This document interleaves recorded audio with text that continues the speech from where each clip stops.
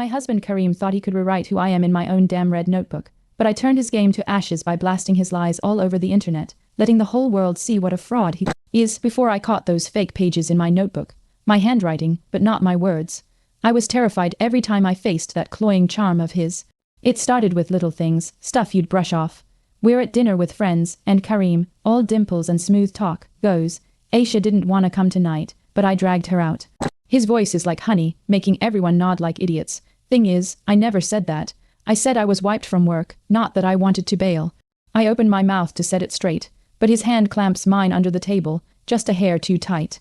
Everyone laughs, moves on, and I'm sitting there, feeling my words slip away like sand. That night, I grip my red notebook where I jot down affirmations, truths, stuff to keep me sane, like I'm enough. I've got this, but I don't write a thing. I just stare at the page, wondering if I'm making it all up or if I somehow deserve this. Then the notes start popping up. Sticky notes on the fridge in my handwriting. I hate being around people. Nobody gives a crap about me. Each one's a punch to the gut. I never said that shit. I call Karim out, and he just shrugs, that cloying charm wrapping me up like a fog. Just helping you keep tabs on your moods, babe. You've been kinda off lately. His smile's so damn reasonable, I almost buy it. At work, I'm second, guessing everything, my emails, my chats, even my own memories. My best friend Layla notices me zoning out in the break room and grabs my arm. Yo, Aisha, you're not you. Is Karim cool? I laugh it off, say I'm just stressed, but deep down, dread's taking root. If I can't trust my own voice, what else has he jacked from me? One day, I get home and my notebook's gone. Panic hits like a freight train. I rip through drawers, bags, even the freaking trash. Karim strolls in, humming, toting groceries like some perfect husband. Looking for this, he says, pulling the notebook from his briefcase with that infuriating grin, like he's handing back a lost earring. You left it on the porch, babe. For a hot second I believe him. Maybe I was sloppy, but then Layla texts, you sure he didn't plant it? Check the spine for new pages. I flip through and find 3 extra sheets glued in. My name, my handwriting, but not my words. Aisha's unstable. Aisha needs help. My chest's so tight I can barely breathe. Am I losing my mind, or is he trying to make me? The first big crack hits at a dinner with Karim's work buddies. He drops this joke about my delusional journal, smirking with that cloying charm as the table chuckles like trained monkeys. My hands are shaking under the napkin. That notebook's mine, I say, voice cold as ice, and it's full of your bullshit. The room goes dead quiet. Karim leans in, his tone pure sugar-coated poison. Aisha, don't make a scene. You've been stressed, right? They nod. They always nod. In the car, he doesn't yell, doesn't need to. You're falling apart. He whispers, and I'm the only one holding you together. I stare out the window, wondering when love turned into a noose, and who I'd be if I cut it loose. That night, I turn into a freaking CSI agent. Under a desk lamp, I tear through the notebook like it's evidence. Some lines are mine, affirmations, prayers, but others are twisted, like some screwed-up version of my brain. Aisha can't handle it. Aisha's paranoid. The handwriting's mine, but too clean, too planned. I check the ink, the spacing, even smudges that look staged. My heart's pounding. Karim's cloying charm has crept into my safe space and poisoned it.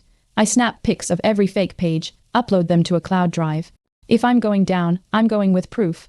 But this nasty voice in my head keeps whispering, what if he's right? What if you're just broken? Then boom. Plot twist I didn't see coming. I get a call from an unknown number while Karim's at work. A woman's voice, low and urgent. Aisha, don't hang up. I'm Sarah. I was married to Karim 5 years ago. My blood turns to ice. He pulled the same crap on me. The notes, the lies, the journal. Check the back cover of your notebook. There's a seam. He hides stuff there. I grab the notebook, hands shaking, and sure enough, there's a tiny slit in the cover. Inside's a folded note, not my handwriting. Sarah's delusional. Keep her quiet, my knees buckle. This isn't just about me. Karim's got a damn playbook, but it gets wilder. Digging deeper, I find a locked box under our bed, Karim's work stuff. He always said. I jimmy it open with a screwdriver, heart in my throat. Inside's a stack of papers, photocopies of other journals, not mine or Sarah's. Names I don't know. Emily, Tara, Mia. Each one's got fake entries in their handwriting, same as mine. Emily's losing it. Tara can't be trusted. There's even a USB drive labeled insurance. I plug it in, and its audio clips women's voices, sounding desperate, confused, like they're begging for help. My stomach churns. This isn't a playbook. It's a freaking archive of Karim's victims. How many lives has he screwed with? I set up a burner email and dump scans of the fake pages onto a Reddit mental health group. The thread, is my husband gaslighting me through handwriting, blows up overnight. Hundreds of comments roll in, some get it, some don't. Then this user, Graphosleuth, pipes up, a handwriting analyst. They break it down, two writers, one copying the other with creepy precision. I'm staring at the screen, shaking. The fog Karim's charm has been choking me with starts to clear. Layla's reading over my shoulder and whispers, "You're not nuts," and now the world knows it. For the first time in months, I breathe without feeling like I'm drowning. Karim's not done though. He storms in, phone in hand, face tight as hell. "Someone's pretending to be you online," he says, faking worry, but his voice cracks. "They're saying I faked your writing. This is serious, Aisha." His cloying charms flickering, eyes darting, smile twitching like a glitch. "Bet it's Layla," he spits. "She's always hated me." I don't blink, I just stare, my hidden phone recording every word. "If this gets out," he snarls, "I'll ruin you." But I see it now, fear in his eyes, the leash is slipping, and he feels it. Then comes another twist. Sarah emails me. She saw my Reddit post and sends a pic. A page from her journal, 5 years back, with Karim's handwriting mimicking hers. Same phrases, Sarah's unstable, Sarah needs help, but there's more. She found a hidden camera in their old apartment, stuffed in a smoke detector. My heart stops. That night, I tear through our house with a flashlight and find it. A tiny lens in the living room clock, blinking red. Karim's been watching me, recording me, building his case. I upload everything: notebook scans, Sarah's pic, voice recordings, a screenshot of the camera feed, even the USB audio files, to a private drive and drop the link on Reddit. The red notebook gaslight case goes viral. Forums light up, picking apart every page, every clip. Karim's polished act, his cloying charm, gets shredded by strangers who see right through it.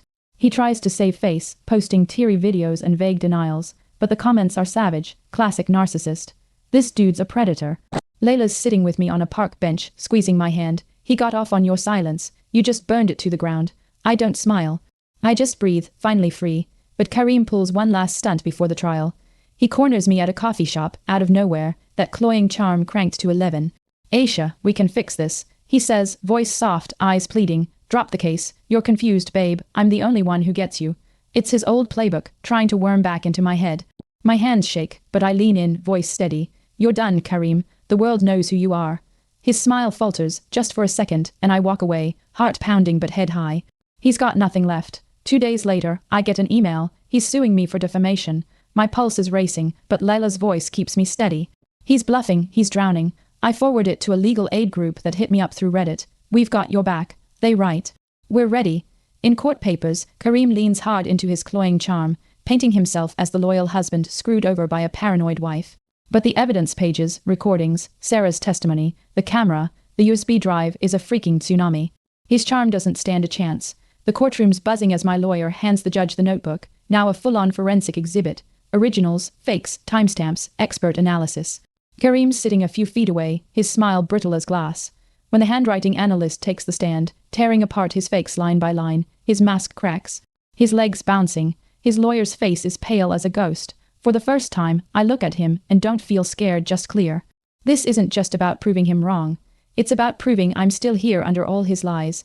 Then comes the final twist, the one that floors me. Mid-trial, a woman walks up to my legal team. Not Sarah, not Layla. A PI named Carla, hired by Karim's sister, Nadia. Turns out Nadia's been dying Karim for years but couldn't nail him. She's been tracking him, digging up dirt. Carla drops a bomb. Karim didn't just screw over me and Sarah. There are 3 other women, all with the same story journals, fake notes, gaslighting. Nadia found them through old police reports and restraining orders Karim buried. One woman, Mia, almost got locked in a psych ward because of his lies. Nadia takes the stand, tears streaming, and apologizes to me in front of everyone. I should have stopped him sooner. The online world doesn't just watch, it fights back. A group of Redditors, calling themselves Notebook Truthers, starts a crowdfunding campaign to cover my legal fees. They raise thousands in days, with messages pouring in. "You're not alone, Aisha. Keep fighting." Strangers send me letters, some handwritten, sharing their own stories of being manipulated, silenced. One note from a woman named Jess sticks with me. "Your voice gave me mine back." I'm crying as I read it, not because I'm sad, but because I'm not alone anymore. The judge doesn't just toss Karim's lawsuit. She slaps him with a restraining order and pushes for criminal charges: stalking, fraud, the works. The Red Notebook case isn't just viral, it's a movement. Survivors hit me up, sharing their stories. Layla helps me start a blog, The Man Who Tried to Rewrite Me.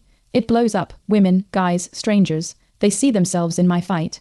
The Red Notebook's not a weapon anymore. It's a symbol of survival. After the trial, I'm in the park, old Red Notebook in my lap. I flip to a blank page and write, "You're not what he made you." Those words hit harder than anything Karim ever said. His cloying charm used to drown out my thoughts. Now it's just noise, but healing's messy. Some nights I still wake up, heart racing, thinking I hear his voice in my head, twisting my words. I grab the new red notebook Layla gave me clean, untouched, and write until the fear fades. You are not his story. I scribble one night, and it feels like a promise to myself. Healing's not a straight line. It's showing up every day and choosing to believe I'm still here, still me, despite everything he tried to erase. Karim ghosts after the trial. His co-workers ditch him. Job offers dry up. That charm he leaned into. It's a joke now, making him look pathetic, like a puppet with cut strings. No big apology, no showdown, just silence, cold and brutal. That's my justice, not revenge, but exposure. He built a world where I was the liar, the broken one. Now he's just a shadow in a story he can't control. I'm journaling again, out in the open now. My blog's a lifeline for survivors. The old red notebook sits on my desk, not as evidence, but as proof I made it through. The new one. That's for the woman I'm becoming, one page, one truth at a time. Karim thought he could rewrite me. Guess who's holding the pen now?